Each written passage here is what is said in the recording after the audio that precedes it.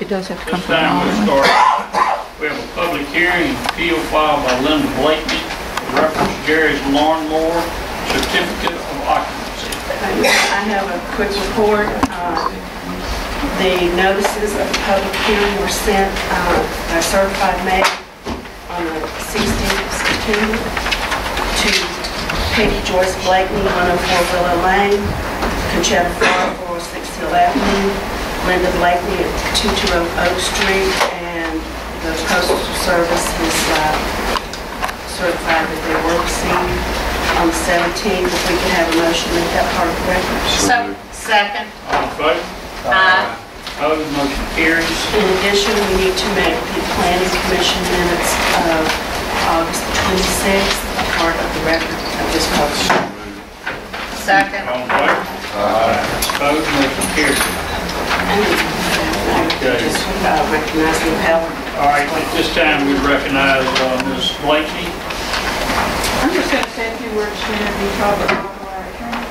And I'm sure that a lot of you are very familiar with the situation that's gone on for 3 years. And we've had 2 previous solutions, both of which fell apart for various reasons. I just wanted to touch on 30 seconds worth of background, and I'll turn it over to Robert.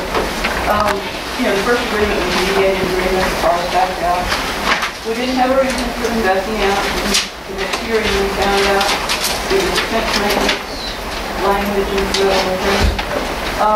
If they had simply stated at that time what their reason was for backing out, it had already been edited out of the contract. But that one fell out, fell apart. Then we had a permit motion. We all worked with the building official, reviewed the mayor. We thought again we had it resolved. I was assured the building face west, the road was on the west, mayor reviewed it, building official reviewed it, and none of that's been done until we already know. In earlier discussions, we had a meeting with Mr. Simpson, and he told me that this issue had been litigated in the past. He's right. But we still don't have a resolution. The issues haven't changed from day one. Screening and buffering between commercial and residential areas and enforcing the ordinances. Long Beach has tried to enforce the ordinances on the Jefferson property on just putting up fences, trying to do some mediation to that situation. In this situation, basically we haven't had any enforcement.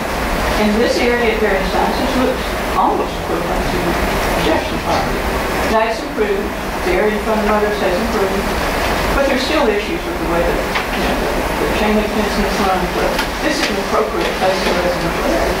And the basic issues are screening and buffering, and following the ordinances and getting the parking and all off of the street all the way.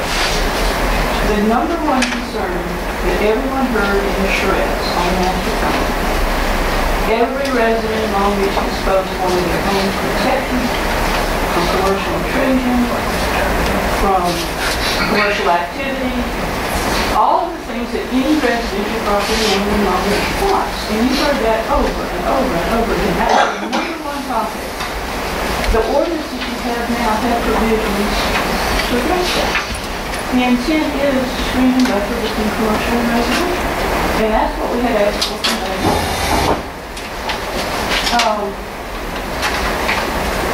The ordinances require that. And with all the work that's going on with all the work that's going on with the shreds, with all of the improvements that you're talking about making in all this, both in appearance and to correct some of the previous problems, the legacy issues that exist all over the place. When you build something new, residential perspective, and that was our objective from day one. Somehow something got lost in communication. I don't understand that. But again, here we are again tonight asking for the same thing. Things have evolved.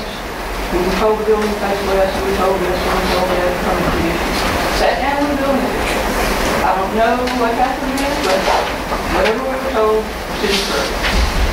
And if the current ordinances which address this kind of thing are not going to be enforced, if the procedures to issue permits are not going to be followed, apparently there were drawings of this, and then we just really didn't enforce it placing this. We were told the roller doors were on the west side. We were trying to get documentation. Fine, so what was going to be done?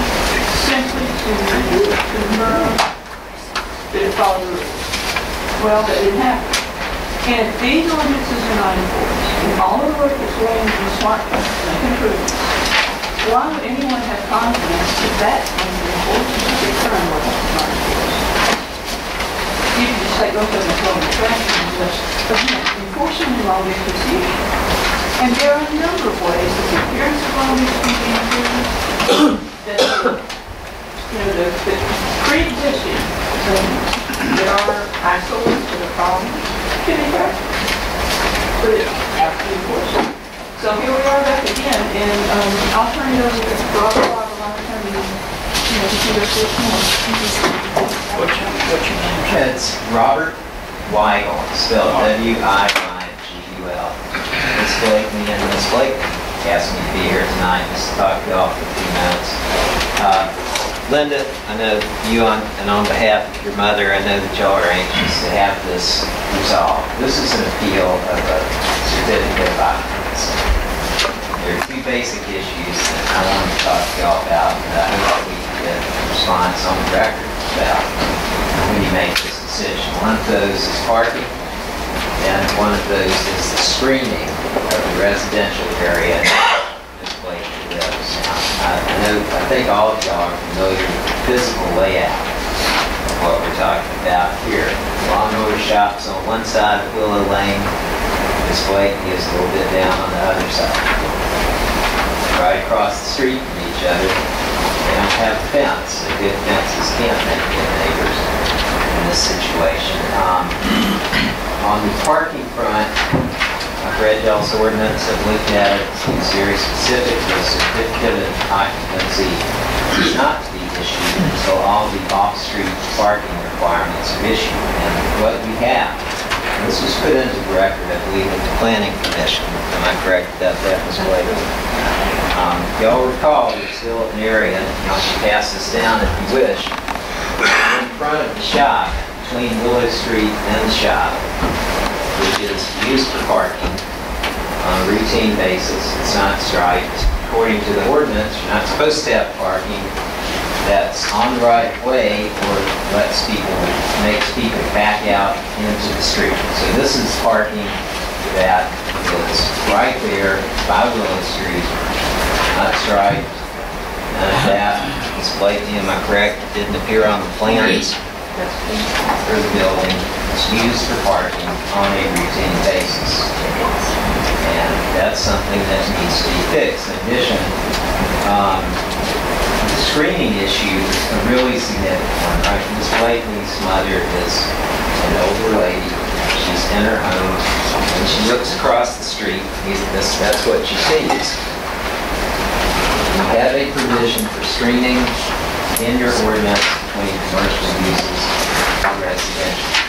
I think it's reasonable that what should be required there is some sort of privacy fence, something to block that commercial activity there behind chain link fence. Ms. Blakely, I know, are you prepared to even buy some shrubbery for these folks to help out? If it will help resolve this with shrubbery admission, we offer to buy mediation. Oak tree. I just think that's something you could do. This is an issue that's gone on a mighty long time. I think these folks are down to very reasonable requests that are things that are in your ordinance and that ought to be required in your situation. Excuse me, Ms. White, you making these photographs part of the record? We'd like to introduce those. If we have a motion to make this part of the record, I would call it collected Exhibit A, the photographs. All in favor? All in favor? Motion carried. So what we would like to ask is if the certificate of occupancy not be allowed until these screening and parking issues have been addressed. Again, I would appreciate it if it chooses to reject this or chooses to grant this request and put its reasons on record and address why it feels those issues have been adequately addressed, because it can help anybody who's got to feel this on. Thank you very much. Well, do we want to talk about parking signs? I think I would prefer to do Additional that. request Ms. Blakely would have is that there be official no parking signs down there on that part right of way down there in front of my mother's house. There's currently no parking signs on the fence, but a street parking sign from the city would allow that to be enforced. And again, I think that'd be an appropriate measure to help resolve the situation. In front of the Blakeney Road. Do we do that in every neighborhood, Chief? No, we have a lot of resident roads that vehicles parked on the side of the road. It's a lot worse than that. Ronnie Boots, Royal, all over the place. Alfreda? I'm thinking of the plaza right behind him there that looks like it's falling to pieces. I know there's residents right beside him, basically cattywampus to them. The plaza, like, it's just adjacent to the south of it. And there's, My concern with putting a no parking sign is who's going to enforce it, which park has to enforce. Well, if a no parking sign is there, the police will enforce it. The issue is if they park on both sides. So we're going to have a policeman there No, every no. day, all day? What we do is defer, is if someone sees a parking sign, hopefully they'll abide by it. The issue is the lawnmower trailers pull up on both sides of the street. They really don't load constantly. I mean, the way the configuration is, I think that, the Jerry Lawnmower not promoting that activity, to park over there. And I think it would only be, I think it'd be very reasonable to put several no parking signs up there, away from that resident. I don't think that that's out of the realm of anything, because it's near business and it gets overflow. There's no problem with that. Now, I mean, I want to hear more about the rest of this. I mean, I'm not buying into some of the rest of it, but the no parking is a reasonable nothing's off. thing. Well, Billy, you know we've tried to resolve this. We don't, if they want to park in front of the building, we're not going to ask them to take a pavement. But the issue on the west side of the building, that is right in Mother's Place, and if there's something we could do to screen that out, it's very unattractive. But I'm talking about no parking over on the mother's side of the street. Oh, He's talking I'm not talking about putting no parking down the whole, no, down. I understand that. I'm talking about over there where it's not interfering. I misunderstood your question, Mr. Repeating. My statement First statement. was no parking signs on your in front of your mother's property, so that You people mean are our not. house? Yes. Yeah, Not the residential lot across the street from the shop. That's where they park.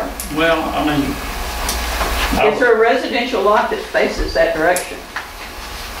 The two issues with the parking. there's almost no way to resolve any of this, is it, Linda? Well, no, actually. I mean, it really, almost. I think it's pretty simple myself, but, you know, that's just me. Well, I know, and it's just, we've What been happens dealing with this is- for a year, 2 years. You know, I know. we've done everything. I guess what backflips puzzles and- me the most is that we do not have no parking signs throughout, I know, Ward 6. No, this is a unique situation in that the trucks pull up with lawnmower trailers. But we have businesses interspersed within my ward. We have Facing. hair salons facing residential areas that have been here for years and years. And we just don't put I have a hard time recalling where is a no parking sign. We don't have them along Quarles Avenue when we have PTOs and they park in residential streets there. I do understand that, although it is a little bit of a unique situation. There's already been one right down on the corner with lawnmower trailers pulling in. They pull up on both sides of the street. I'm just gonna say my piece, you know, Okay. well, I think it's a safety hazard, and I think Long Beach would have a liability if they don't address it. I've seen near misses every week where they're unloading lawnmowers and they go back into the road. It's a little narrow road. Now, if you choose to accept that liability, as far as I can tell, you know, you're on notice there's a safety issue. So, you know, if you choose to accept that, then I guess there's nothing you can do about it. I can tell you that if I drive down the street and there's lawnmower trailers on either side and I have to thread my way through and somebody pulls off and slams into the side of me, I'm going to think Long Beach should have corrected it. At least made some reasonable effort to correct it.